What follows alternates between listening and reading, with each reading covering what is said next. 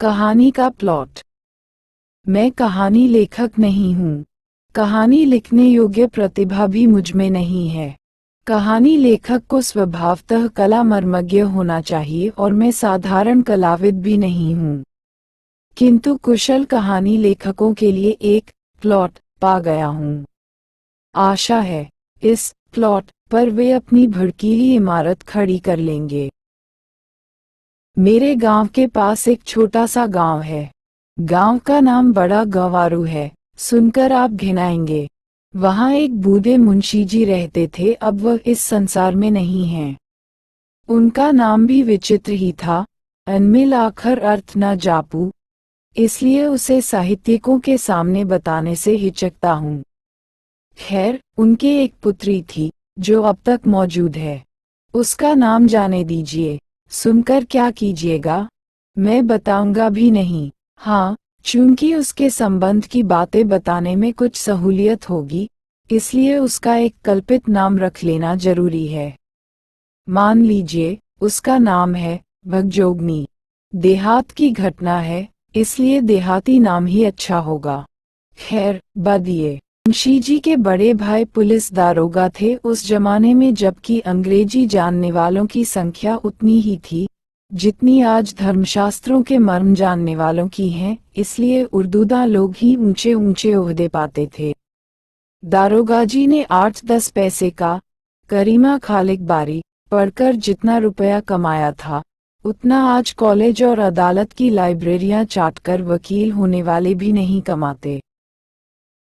लेकिन दारोगा जी ने जो कुछ कमाया, अपनी जिंदगी में ही फूंक ताप डाला।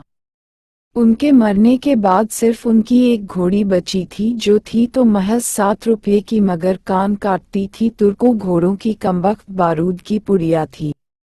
बड़े बड़े अंग्रेज अफसर उस पर दांत गड़ाए रह गए, मगर दारोगा जी ने सबको निबुआ नोन चटा दिया।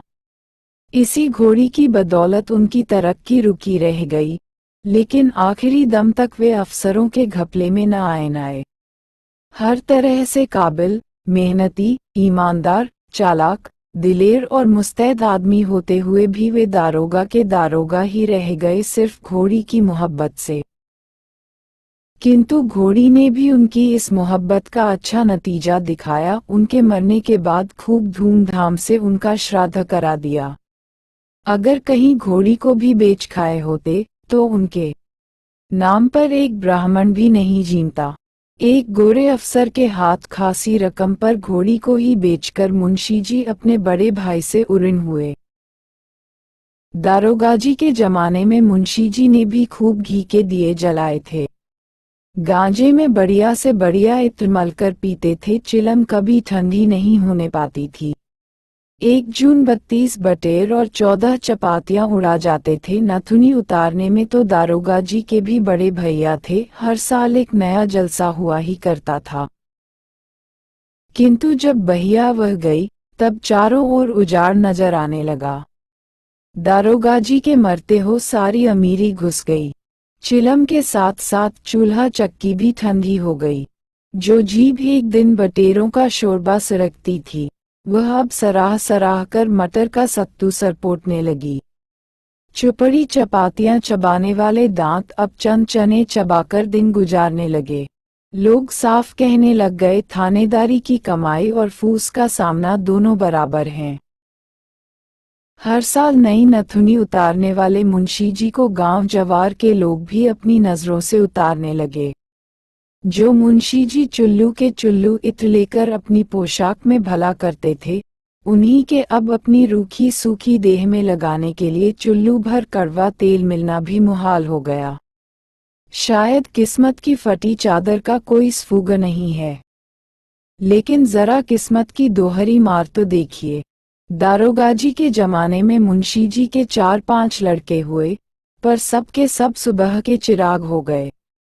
जब बेचारे की 5 उंगलियां घी में थीं, तब तो कोई खाने वाला न रहा, और जब दोनों टांगे दरिद्रता के दलदल में आ फंसी और ऊपर से बुढ़ापा भी कंधे दबाने लगा, तब कोर में खाज की तरह एक लड़की पैदा हो गई। और तारीफ ये कि मुंशी जी की बदकिस्मती भी दारोगा जी की घोड़ी से कुछ कम स्थावर नहीं थी।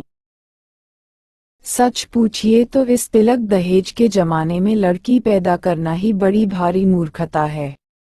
लेकिन युग धर्म की क्या दवा है? इस युग में अबला ही प्रबला हो रही है। पुरुष दल को स्त्रीत्व खदेड़े जा रहा है। बेचारे मुंशी जी का क्या दोष? जब घी और गरम मसाले उड़ाते थे तब तो हमेशा लड़का ही पैदा करते रहे, मगर अब मटर के सत्तू पर बेचारे कहाँ से लड़का निकाल लाएं? सचमुच अमीरी की कब्र पर पनपी हुई गरीबी बड़ी ही जहरीली होती है। भगजोगनी चूंकि मुंशी जी की गरीबी में पैदा हुई और जन्मते ही माँ के दूध से वंचित होकर टुआ कहलाने लगी, इसलिए अभागिन तो अजहद थी, इसमें शक नहीं, पर सुंदरता में वह अंधेरे घर का दीपक थी। आजकल वैसी सुधर लड़की किसी ने कभी कहीं न देखी। अभाग्यवश मैंने उसे देखा था। जिस दिन पहले पहल उसे देखा वह करीब 11-12 वर्ष की थी। पर एक ओर उसकी अनोखी सुघराई और दूसरी ओर उसकी दर्दनाक गरीबी देखकर सच कहता हूँ कलेजा कांप गया।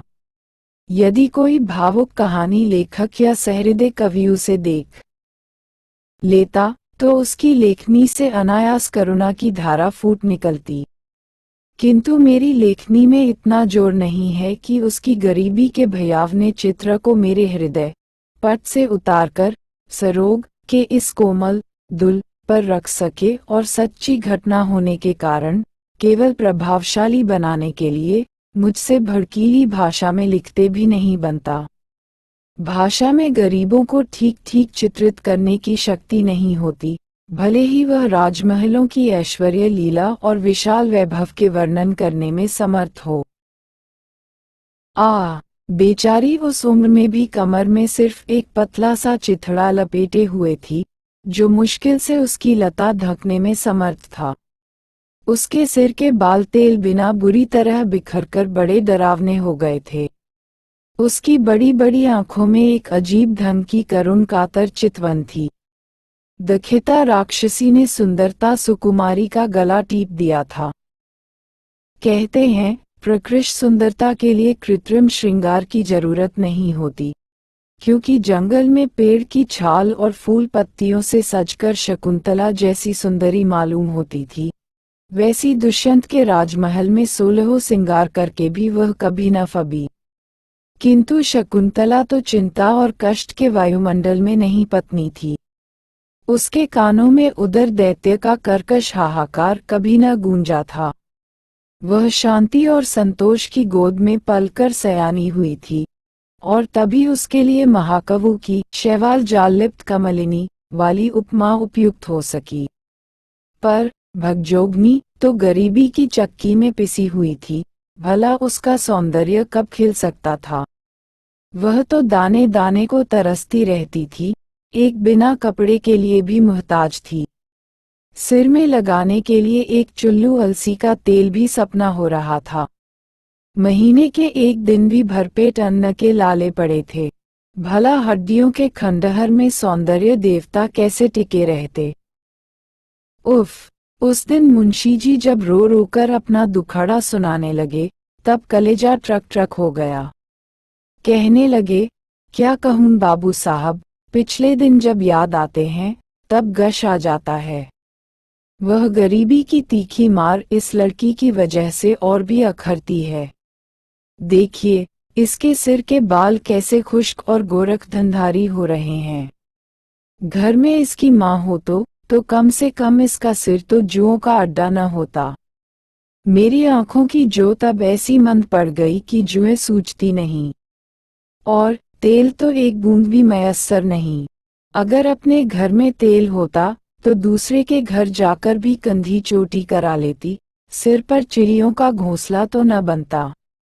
आप तो जानते हैं ये छोटा सा गांव है, कभी साल 6 मासे में किसी के घर बच्चा पैदा होता है तो इसके रूखे सूखे बालों के नसीब जागते हैं। गांव के लड़के अपने अपने घर भर पेट खाकर जो झोलियों में चबेना लेकर खाते हुए घर से निकलते हैं, तो यह उनकी बाट जोहती रहती है, उनके पीछे पीछे लगी फिरती है, तो भी मुश्किल से दिन में 1-2 मुट्ठी चबेना मिल पाता है। खाने पीने के समय किसी के घर पहुंच जाती है तो इसकी डीठ लग जाने के भय से घरवालियां दुरदुराने लगती हैं।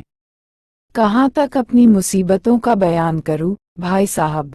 किसी की दी हुई मुट्ठी भर भीख लेने के लिए इसके तन पर फटा आंचल भी तो नहीं है। इसकी छोटी अंगुलियों में ही जो कुछ आट जाता है, उसी से किसी तरह पेट की जलन बुझा लेती है। कभी कभी एकाध फेंका चना चबेना मेरे लिए भी लेती आती है, उस समय हृदय दो टूक हो जाता है।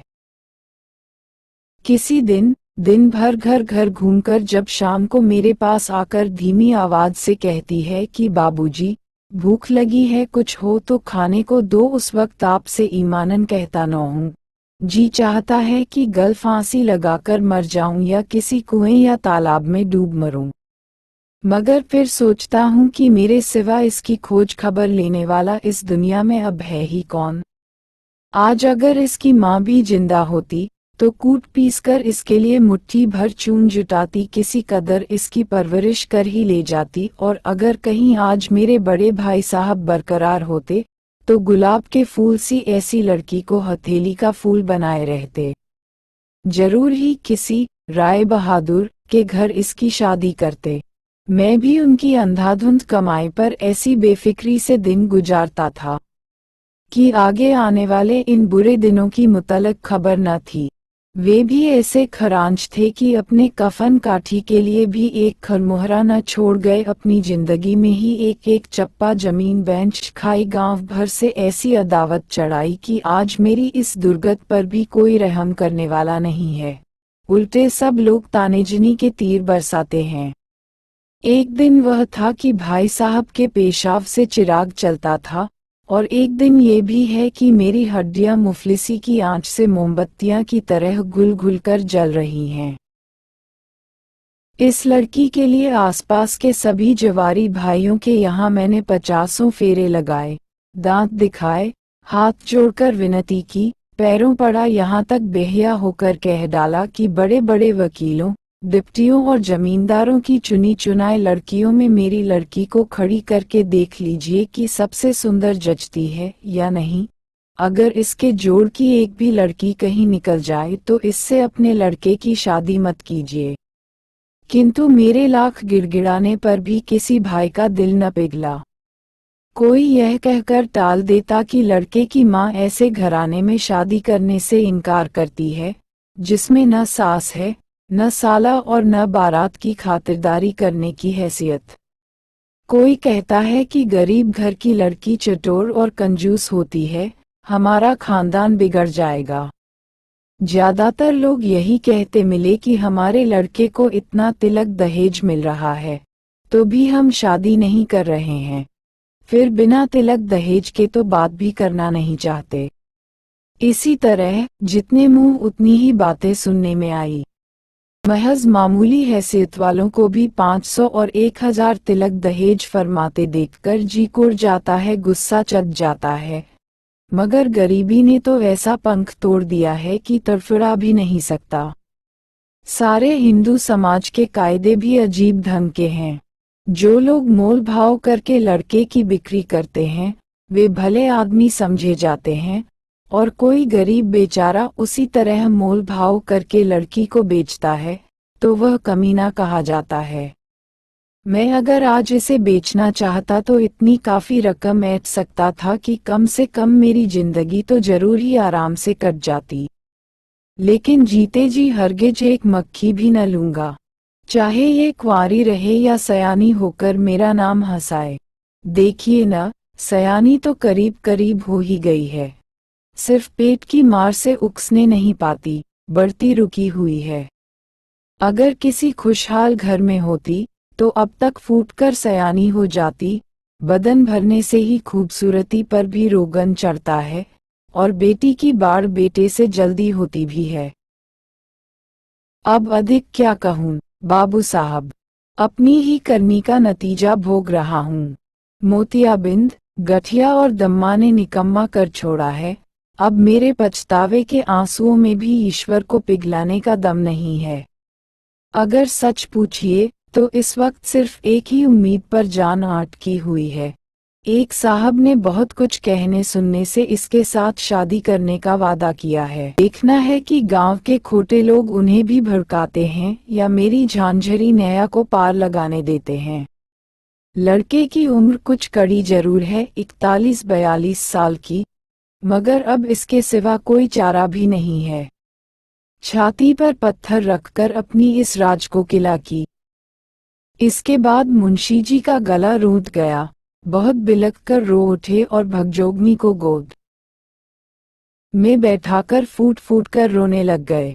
अनेक प्रयत्न करके भी मैं किसी प्रकार उनको आश्वासन न दे सका। जिसके पीछे हाथ धोकर बाम विधाता पड़ जाता है, उसे तसल्ली देना उठा नहीं है। मुंशी जी की दास्तान सुनने के बाद मैंने अपने कई कुंवारे मित्रों से अनुरोध किया कि उस अलौकिक रूपवती दरिद्र कन्या से विवाह करके एक निर्धन भाई का उद्धार और अपने जीवन को सफल करें, किंतु सबने मेरी बात अनसुनी कर दी। ऐसे ऐसे लोगों ने भी आनाकानी की, जो समाज सुधार संबंधी विषयों पर बड़े शान गुमान से लेखनी चलाते हैं। यहाँ तक कि प्रौढ़ावस्था के हुए मित्र भी राजी न हुए। आखिर वही महाशय डोला काटकर भगजोगनी को अपने घर ले गए और वहीं शादी की कुल रस्में पूरी करके मुंशी जी को चिंता के दलदल से उबारा। बेचारे मुंशी जी की छाती से पत्थर का बोझ तो उतरा, मगर घर में कोई पानी देने वाला भी न रह गया। बुढ़ापे की लकड़ी जाती रही, देह लच गई। साल पूरा होते होते अचानक टन बोल